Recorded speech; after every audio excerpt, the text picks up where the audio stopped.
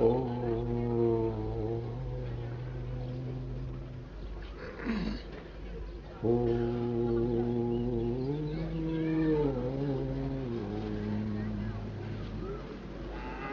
मंगलमय मंगलकरण वीतराग विज्ञान नमो ताहि जाते भजे अरहंतादि महा जो विद्यादि सागर सुधी जो विद्यादि सागर सुधी गुरु हैं हितैषी शुद्धात्म में निरत नित्य हितोपदेशी वे पाप ग्रीष्म ऋतु में जल है सयानी पूजूंगे सतत केवल ज्ञान पाने पूजूंगे सतत केवल ज्ञान पाने। बोले भगवान महावीर स्वामी की, जिनबिंब वेदी प्रतिष्ठा महोत्सव की, आचार्य कुंद स्वामी की, आचार्य गुरुवर विद्यासागर मुनि महाराज की,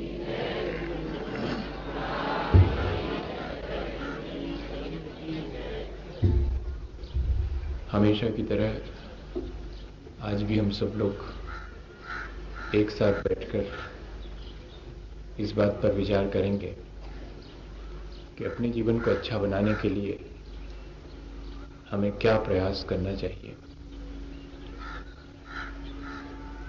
जानना और उस जाने हुए को अपने अनुभव में लाना, यही प्रक्रिया अपने जीवन को अच्छा बनाने की है। ये पिछले दिनों हम लोग अलग अलग ढंग से समझ चुके हैं।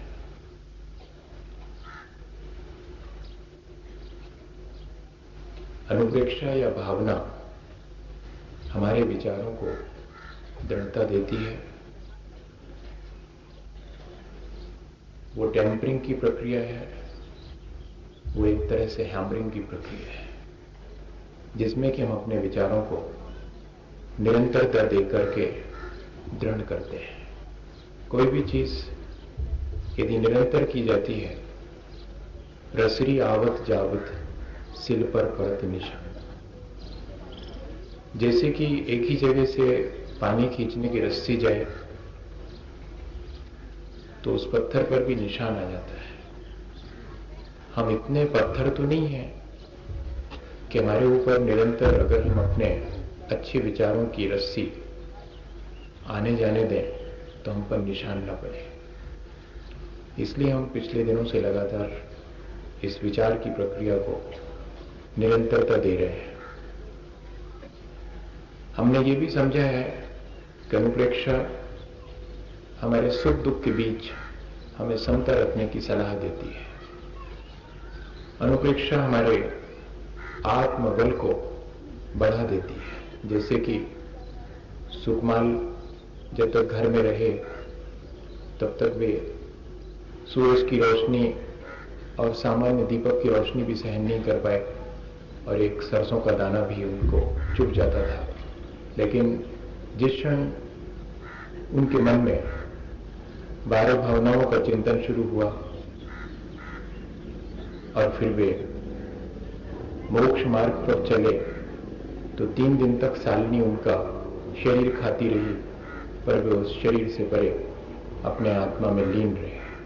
ये क्या प्रक्रिया है?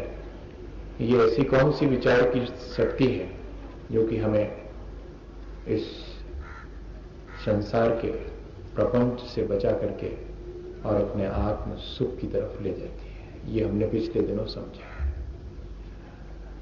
हमने ये भी समझा है कि हम जिन चीजों को एक नेक करके मानते और देखते हैं वे एक में एक नहीं है, अलग अलग हैं, कि हम उनको सचमुच अलग अलग अनुभव कर सकते हैं।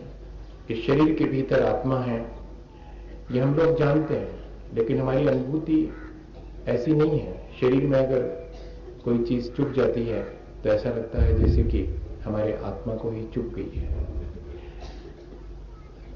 हमने ये भी समझा है कि हम अनुप्रेक्षा के माध्यम से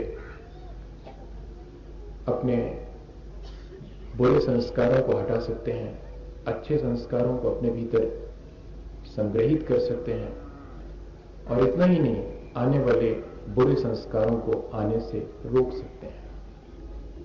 हमने कल ये भी समझा था कि ये जो लोक दिखाई पड़ता है और इस लोक में जो कुछ भी बनते बिगड़ते दिखाई पड़ता है, उस सब में हम सिर्फ निमित्त हैं। पर ये लोक की संरचना क्षय द्रव्यों से मिलकर के हुई है कि हमारी अज्ञानता है कि हम ये मान लेते हैं कि यहां जो कुछ भी बन रहा है या बिगड़ रहा है उसके कर्ता, भोक्ता और स्वामी हम हैं।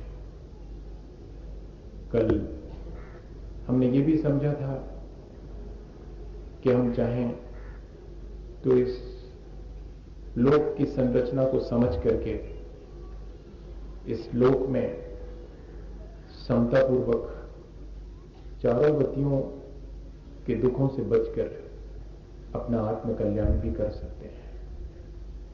असल में लोक भावना हमें एक संदेश देती है कि इस लोक में जितने भी जीव हैं वे सब हमारे ही जैसे हैं, इसलिए हमें उन सब जीवों के कल्याण का भी ध्यान रखना चाहिए। लोक कल्याण की भावना भी लोक भावना में निहित है। इस तरह हमने 12 भावनाओं में से 10 भावनाओं का गहन चिंतन करके आज हम एक बिल्कुल अलग तरह से विचार करने के लिए उपस्थित हुए हैं कि हम क्या करें। हम इतना सब जानते हैं, फिर भी हमारे जीवन में परिवर्तन क्यों नहीं आता है, और हमें इस संसार में जो जो चीजें बहुत मुश्किल से प्राप्त होती हैं उन सबको हम बहुत आसानी से प्राप्त करना चाहते हैं, और वे कई बार जो दूसरे को बहुत मुश्किल से प्राप्त होती हैं हमें बहुत आसानी से प्राप्त हो जाती। फिर भी इसके बाद भी हमारे जीवन में शांति क्यों नहीं है? सब चीजें पा लेने के बाद भी शांति क्यों नहीं?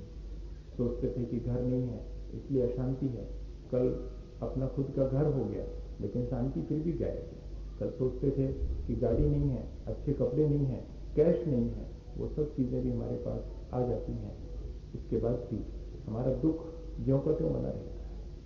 जिन चीजों को हम बहुत मुश्किल से हासिल करते हैं और ये सोच करके कि इन चीजों के हासिल करने के बाद हमारे जीवन में सुख और शांति आएगी, उन चीजों के प्राप्त हो जाने के बाद भी हमारे जीवन में सुख और शांति नहीं आती, इसका मतलब है कि वो अभी भी दुर्लभ है। जो जो चीजें हमें प्राप्त होती चली जाती हैं वे सब हमें सुलभ मालूम पड़ने लगती हैं, लेकिन एक स्थिति तो ये बनती है कि कहा तो ये गया है कि स्थावर एक इंद्रिय जीव से त्रस पर्याय को प्राप्त करना बहुत दुर्लभ है। तो हम कोशिश में लग जाते हैं कि एक इंद्रिय से कम 2 इंद्रिय और पंचेंद्रिय तक तो पहुंच ही जाए, त्रस पर्याय को प्राप्त कर लें, तो वो दुर्लभता वो भी हम प्राप्त कर लें। दुर्लभ है निगोद से स्थावर अरुतर गति पाना, नर काया को सुरपति करके तो दुर्लभ है। फिर संगी पंचेंद्रिय हो जाते हैं तो उसमें भी या तो नारकी हो गए हैं या कि देव भी हो गए हैं, तो भी ऐसा लगता है कि मनुष्य हो जाए। मनुष्य होना बहुत दुर्लभ है, ये भी हम जानते हैं। वो दुर्लभता भी हमारे पास में आ गई। उसके बाद अच्छा देश, अच्छी संगति और अच्छा कुल प्राप्त होना, ये और अधिक दुर्लभ है। जरा देखते जाएं कि किन दुर्लभताओं को हमने सुलभ बना लिया है, कितनी मेहनत से हमने जिन चीजों को दुर्लभ माना था उन चीजों को हमने सुलभ बना लिया। इसको थोड़ा सा कहीं ट्रांसफर कर दें।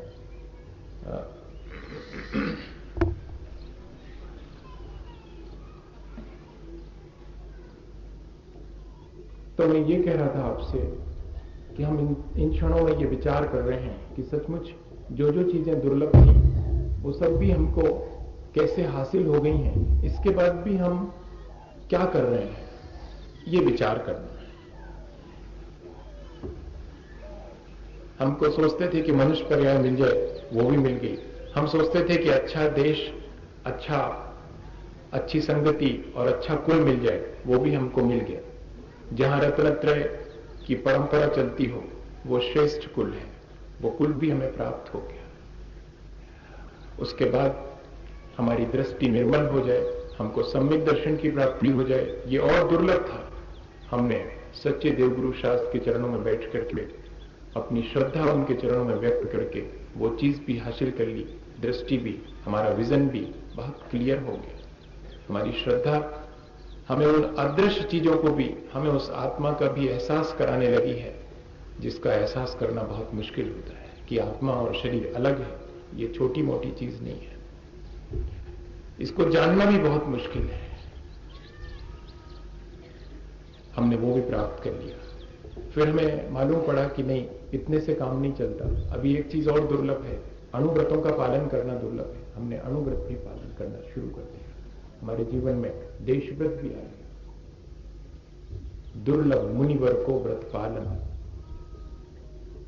दुर्लभ रत्नत्रय दीक्षा का धरना। रत्नत्रय दुर्लभ है, वो रत्नत्रय भी हमारे जीवन में आ गया और हमने दीक्षा भी ग्रहण कर लिया। मुनि बनना दुर्लभ था, वो भी हमने प्राप्त कर लिया। उसके बाद कह रहे हैं कि एक और दुर्लभता शेष रह गई, शुद्ध भाव करना।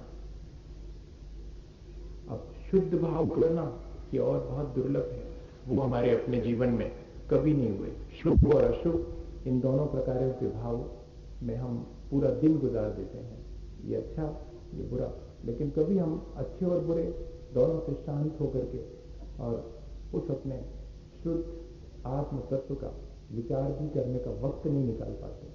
कितना हम लोग व्यस्त हो गए उन सब चीजों में, जिन चीजों में हमारी व्यस्तता हमारे जीवन को शांति नहीं देती है।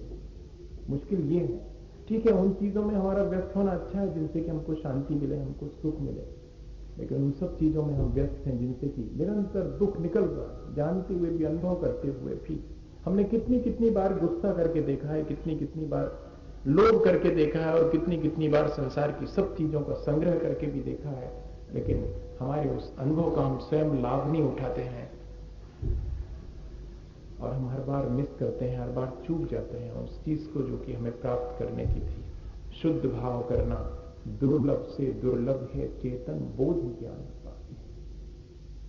इसके बाद भी कुछ दुर्लभ रह जाता है, वो तो हमें आज तक प्राप्त नहीं हुआ, वो है बोधि। बोधि का अर्थ है केवल ज्ञान। बोधि का अर्थ रत्नत्रय भी होता है। बोधि समाधि निधानम बोधति बोधा समीचीना।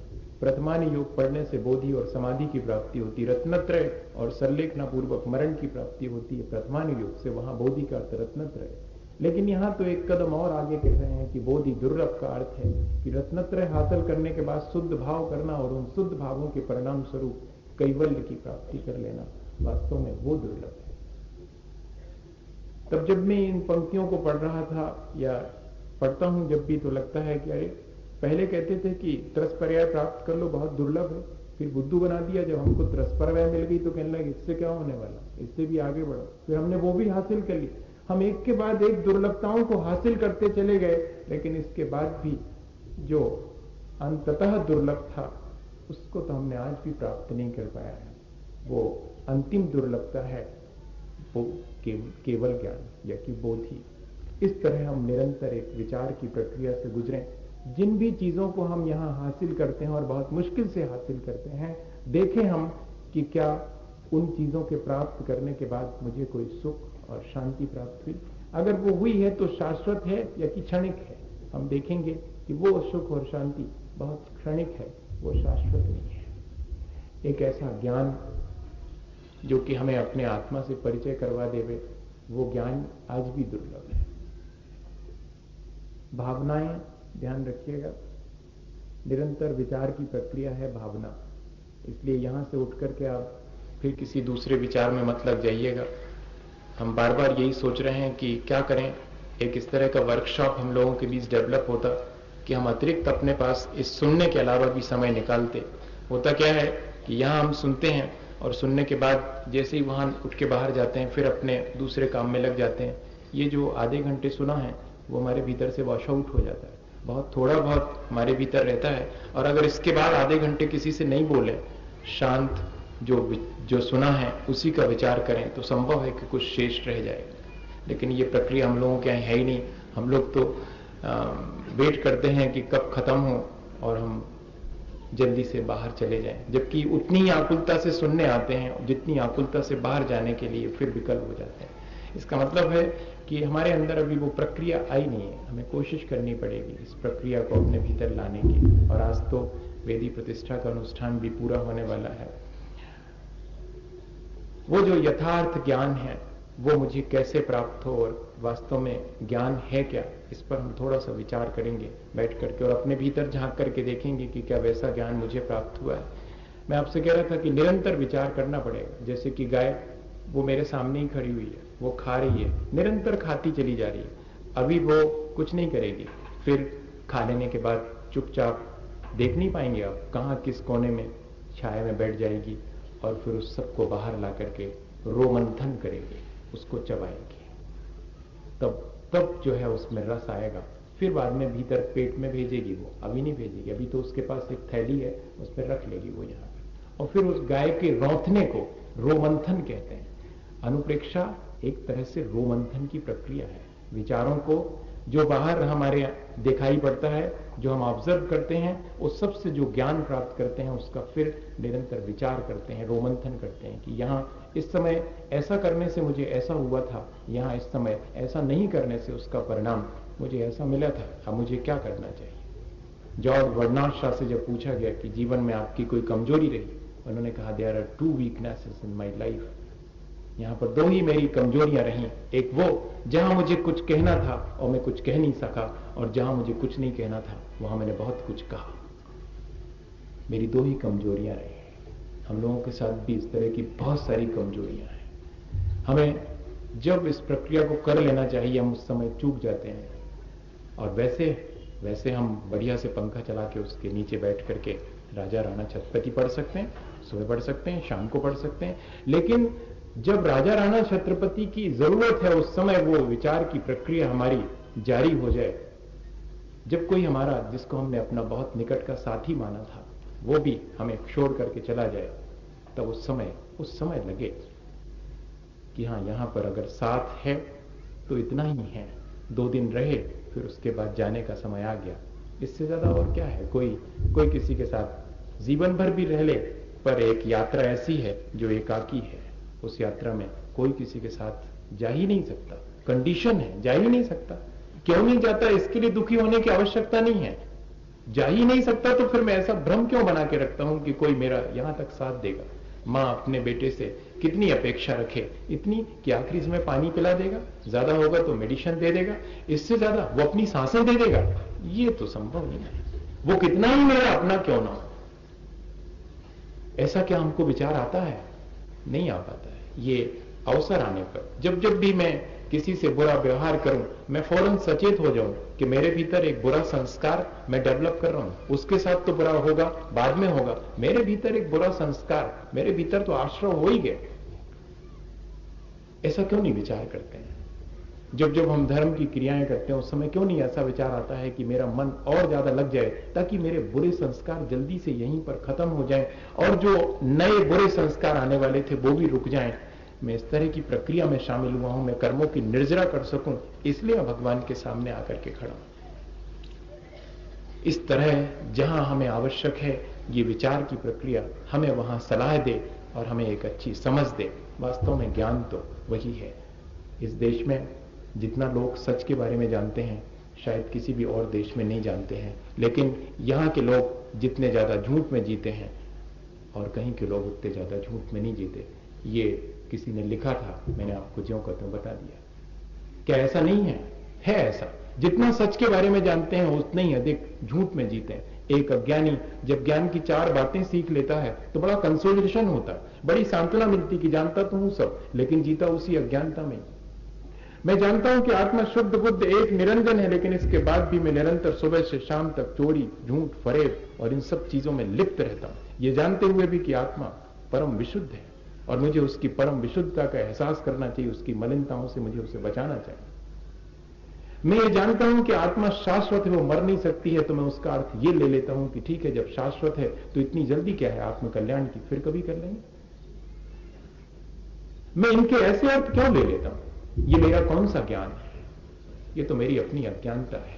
मैं गीत गाता हूं कमल के और रहता हूं कीचड़ में,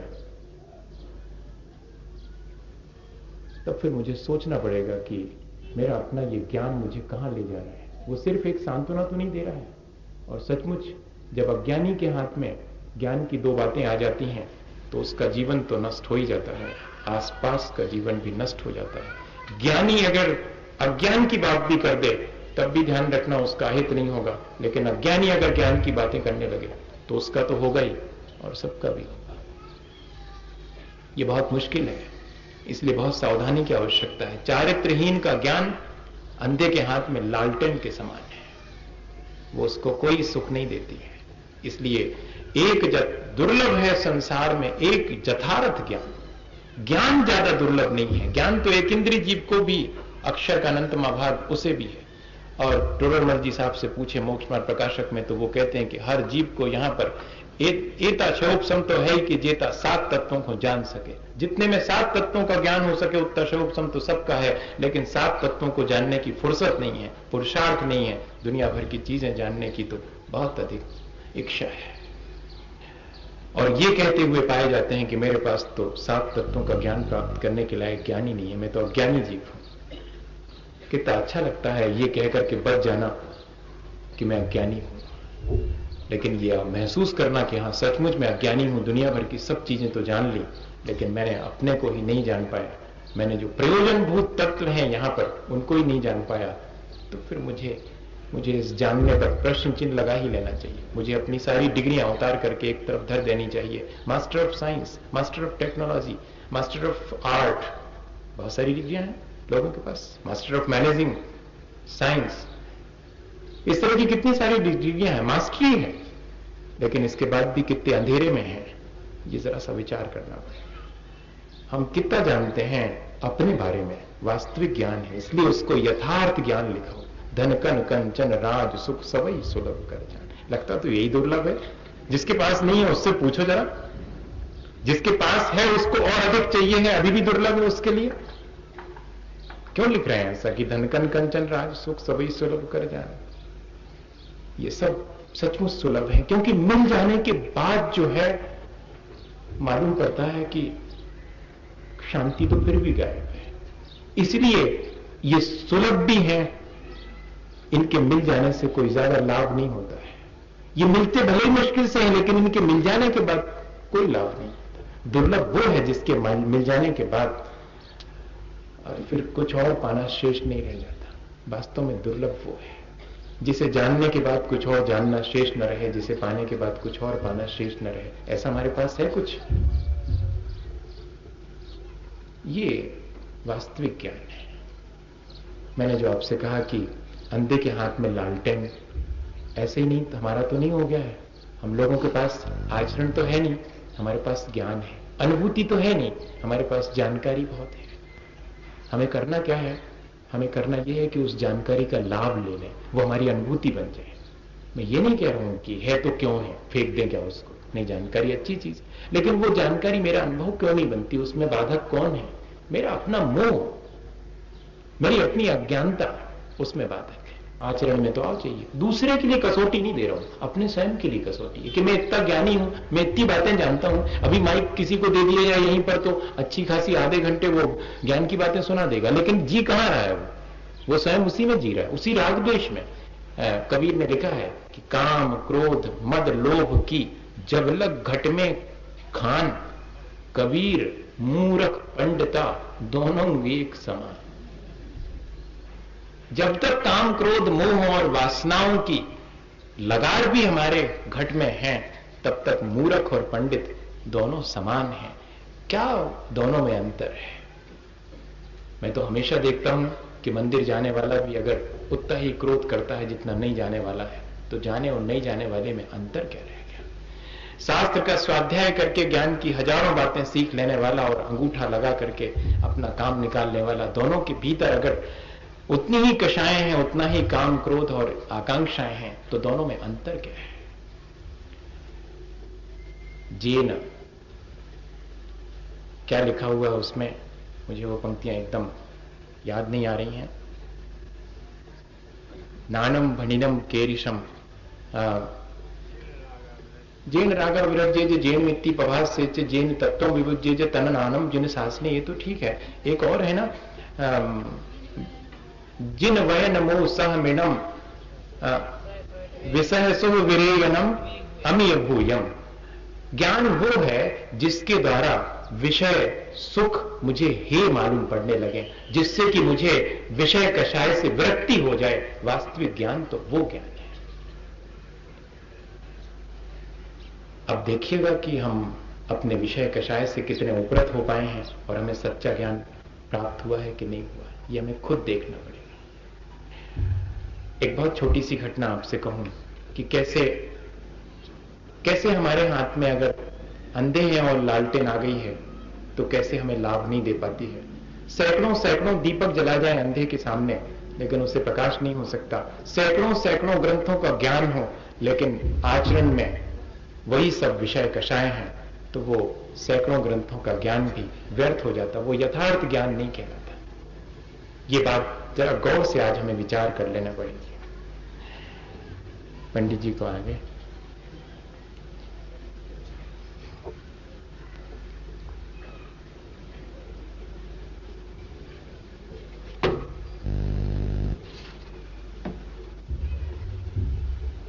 तो अपन उस बात को थोड़ा सा आगे बढ़ाएं, वो जो उदाहरण मैं आपसे कह रहा था।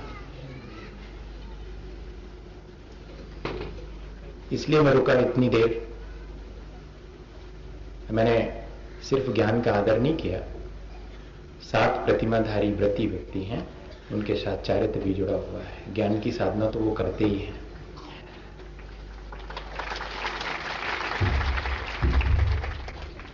हम लोगों के साथ इस दौर में एक चीज और हुई है कि हम लोग अब धीरे धीरे अच्छाइयों का सम्मान करना भूलते चले जा रहे हैं। हमें अपने निजी स्वार्थ दिखाई पड़ते हैं, उन स्वार्थों के चलते ये बहुत मुश्किल हो गया है। ना हम बुराई की खुल करके निंदा कर पा रहे हैं, ना हम अच्छाई की खुल करके प्रशंसा कर पा रहे हैं। खैर, मैं आपसे कह रहा था कि वो जो ज्ञान जिसके साथ चारित्र नहीं है, वो कैसे अंधे की लालटेन हो जाता है। एक अंधा व्यक्ति था, वो अपने मित्र से मिलने गया। शाम गिर गई, अंधेरा होने को हुआ, उसने विदा ली अपने मित्र से। तो मित्र ने कहा कि सुनो, ये लालटेन साथ लेते जाओ। तो उसने अपने मित्र से कहा कि और दुनिया के लोग तो मेरे अंधे होने का मजाक करते हैं, लेकिन तुम भी ऐसा मजाक कर रहे हो, मुझे बहुत दुख है। मुझे लालटेन की क्या जरूरत, मुझे दिखता ही नहीं है, मैं लालटेन ले जाके क्या करूंगा। तो उस मित्र ने मालूम क्या कहा कि मैं न तुम्हारे साथ मजाक कर रहा हूं, न तुम्हें परेशान कर रहा हूं, मैं इसलिए लालटेन दे रहा हूं कि भले तुम्हारी आंख नहीं है, लेकिन तुम्हारे हाथ में लालटेन रहेगी तो दूसरे लोग तुम्हें देख सकेंगे और तुमसे नहीं टकराएंगे। है ना कितनी लॉजिक की बात। उसने कहा हाँ, ये तो मेरे से ध्यान में नहीं आया, अब तो मुझे लाठी की जरूरत भी नहीं। तो लाठी वही मित्र के यहां छोड़ दी। कल तक तो लाठी टेक करके चलता था, आज उसके हाथ में लालटेन आ गई तो सोचता है ऐसे ही चल लूंगा। आंख भी नहीं है, और जाता है वो 25 कदम और एक व्यक्ति उससे आकर के भिड़ जाता है। तो ये सूरदास धीरे से कहता है कि क्यों भाई साहब, आपकी भी मेरे समान आंखें नहीं है। तो वो कहता कि नहीं नहीं, मेरी तो दोनों आंखें हैं, मुझे तो ठीक ठीक दिखता है। तो फिर ये सूरदास, जिसके हाथ में उसके मित्र ने एक लालटेन दे दी थी, वो धीरे से कहता है कि क्या आपको मेरे लालटेन की रोशनी नहीं दिखाई पड़ी जो आप मेरे से टकरा गए। तब वो बहुत जोर से हंसा। उसने कहा सूरदास जी, आपकी लालटेन बुझ गई है, आपको पता ही नहीं है। बुझी लालटेन हाथ में है, कैसे मालूम पड़ेगा कि बुझी है कि जली हुई है। वो फौरन वापस लौटा और उसने अपने मित्र से कहा कि रख लो अपनी लालटेन, लाओ मेरी लाठी। कल तक कम से कम ये तो था कि मैं लाठी टेक करके चलता था और बजा बजा के कहता था कि जरा मेरे से बच के चलना, मैं अंधा आदमी हूं। आज तो मुझे अंधा होने के बाद भी ये एहसास हो गया कि मेरे हाथ में लालटेन है, इसलिए मैं सब देख रहा हूं।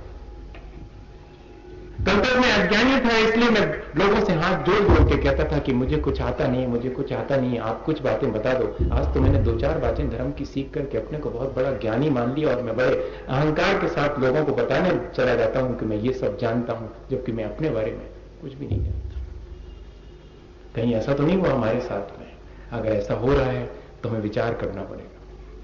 हमें अपने जीवन के बारे में एक बार फिर से रिवाइज करना पड़ेगा उस सब विचार को कि कहीं ऐसा ही तो नहीं हुआ कि मेरा ज्ञान मेरी अनुभूति बना है या नहीं बना। वो ज्ञान यथार्थ है जो जितना अनुभूति में बदलता चला जाता है, जितना जितना हमारे लिए आत्म संतोष मिलता चला जाता है, जितनी हमारी आत्मा की विशुद्धि बढ़ती जाती है, उतना ही ज्ञान श्रेष्ठ है। जेन रागा विरज्येत, जिसके द्वारा राग द्वेष की प्रक्रिया समाप्त हो, राग द्वेष की हानि जितनी हो वही ज्ञान श्रेष्ठ है। जेन मित्ति प्रभास्य, जिसके द्वारा मुझे प्राणी मात्र के प्रति मैत्री का भाव उमड़ने लगे।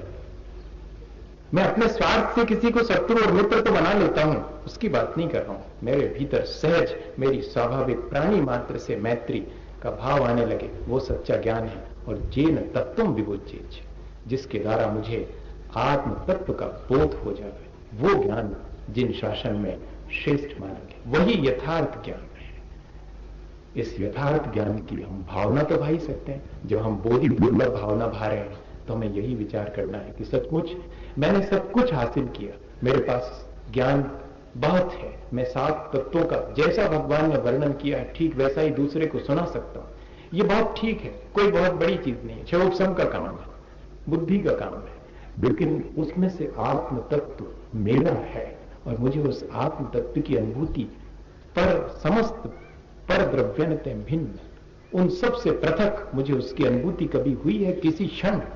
वो क्षण मेरे जीवन में जितने हैं वो क्षण ही मेरे श्रेष्ठ हैं, बाकी सब क्षण। इस तरह हमें विचार करना पड़ेगा बोधि दुर्लभ भावना का, तब जाकर के हमारे अंदर वो विचार बहुत समृद्ध होंगे, वो विचार बहुत दृढ़ होंगे, तब थोड़ा बहुत भीतर परिवर्तन होगा।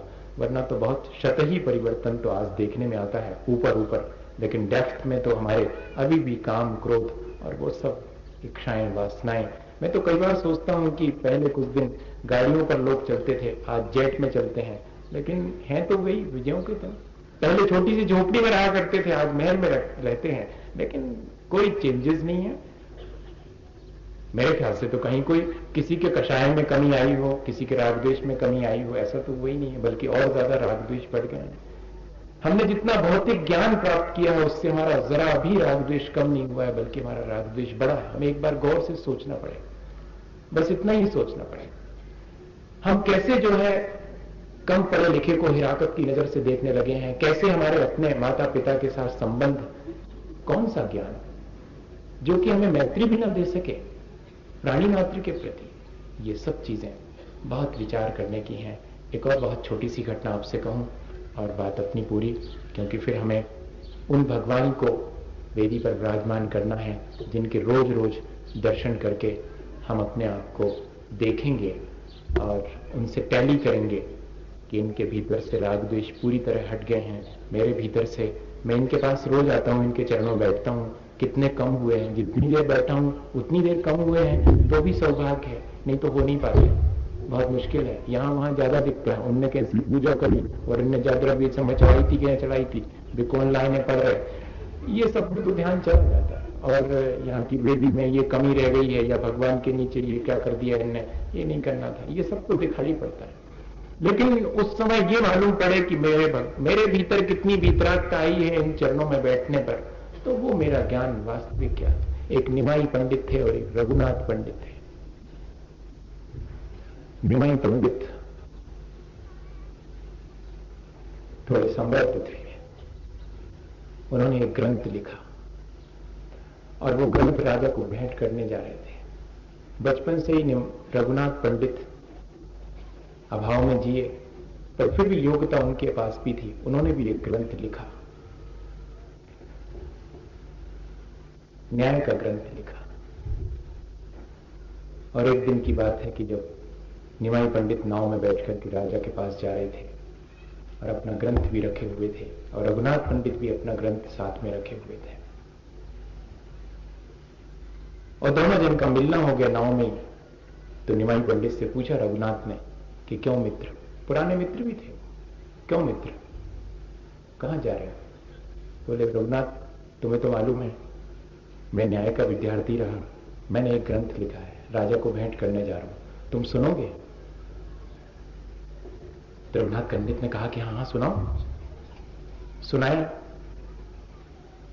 तो जैसे जैसे सुनाते चले जाते वैसे वैसे रघुनाथ पंडित आकुल विकल होने लगे, और एक स्थिति तो ये आई कि उनके आंख से आंसू आ गए। तब निमाई पंडित ने कहा कि रघुनाथ, मैं तुम्हें अपना ग्रंथ सुना रहा हूं और तुम इतने विहल क्यों हो रहे, इतने दुखी क्यों हो रहे? रघुनाथ पंडित ने कुछ नहीं कहा, सिर्फ ये कहा कि तुम्हारा ग्रंथ मेरे ग्रंथ से भी श्रेष्ठ है। मुझे ये समझ में आ गया है। मैं अपना ग्रंथ लेकर के राजा के पास जा रहा था कि शायद 2 पैसे इनाम के स्वरूप मिल जाएंगे, लेकिन अब मुझे वो भी आशा नहीं है, इसलिए घबराहट हो रही है।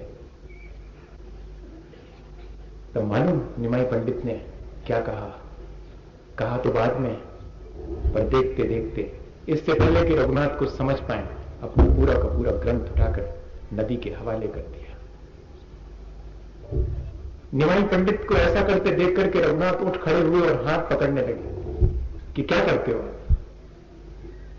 तो निमाई पंडित ने कहा कि रघुनाथ, मैंने ज्ञान दूसरे को दुखी करने के लिए हासिल नहीं किया। अगर तुम्हें सुख मिलता है तो मैं ऐसे सैकड़ों ग्रंथ लिख करके और नदी के हवाले कर सकता हूं, लेकिन तुम्हें दुखी नहीं देख सकता। उठो, तुम्हारा ही ग्रंथ राजा को मैं भेंट करूंगा और जो पुरस्कार मिलेगा वो तुम्हारा होगा। क्या ऐसा ज्ञान हमारे पास है? हम तो अपने ज्ञान से दूसरे को अज्ञानी ही साबित करना चाहते हैं। हम तो शायद कई बार ज्ञान इसलिए हासिल करते हैं कि दूसरे को अज्ञानी साबित कर दें, दूसरे के सामने इतनी बड़ी बड़ी बातें कहकर के उसे चकित कर देते हैं। मुझे याद है वो घटना, और याद आ गई मुझे, इसी बीच जैनंद वर्णी जी थे, आचार्य महाराज के सानिध्य में उन्होंने सल्लेखना दी, और ईसरी की बात है। मूलाचार आचार्य महाराज हम लोगों को पढ़ा रहे थे, और उसमें एक शब्द आया जिसका अर्थ उलझ गया, नहीं समझ में आया।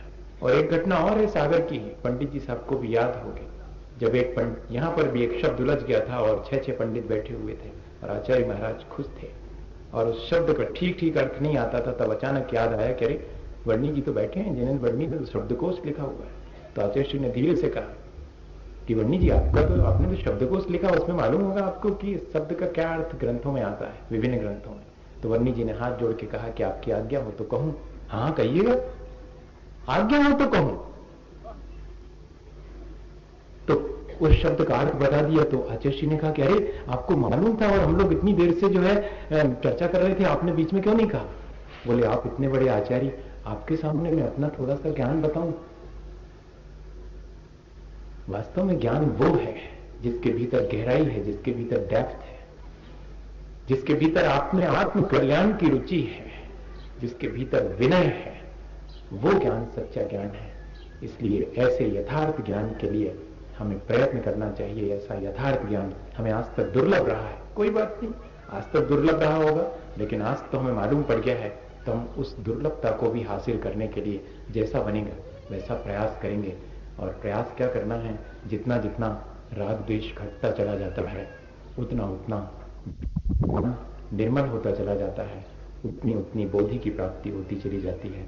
हमको यही प्रयत्न करना है कि जैसे बने, जिस उपाय से बने भैया, जो करना पड़े, हमें कोशिश ये करनी चाहिए, ऐसे निमित्त मिलाना चाहिए, ऐसे लोगों के समीप बैठना चाहिए जिनके पास बैठ के राग द्वेष कम हो, और जहां हमारा राग द्वेष बढ़ता हो वहां से हमें हाथ जोड़ के और दूर हट जाना चाहिए। इतना भी हम दिन भर में कर लेंगे तो भी एक दिन धीरे धीरे हम उस बोधि दुर्लभ, उस कैवल्य को भी प्राप्त कर लेंगे। लिखा है धवला जी में कि जो व्यक्ति निरंतर ज्ञान के अभ्यास के लिए सजग रहता है, वो भले ही इस जीवन में उस ज्ञान को भूल जाए, लेकिन आगामी जीवन में उसका वो ज्ञान का अभ्यास केवल ज्ञान का कारण बनता है। इसलिए हम अभ्यास करें और सच्चा ज्ञान प्राप्त करें। इसी भावना के साथ बोले आचार्य गुरुवर विद्यासागर मुनि महाराज।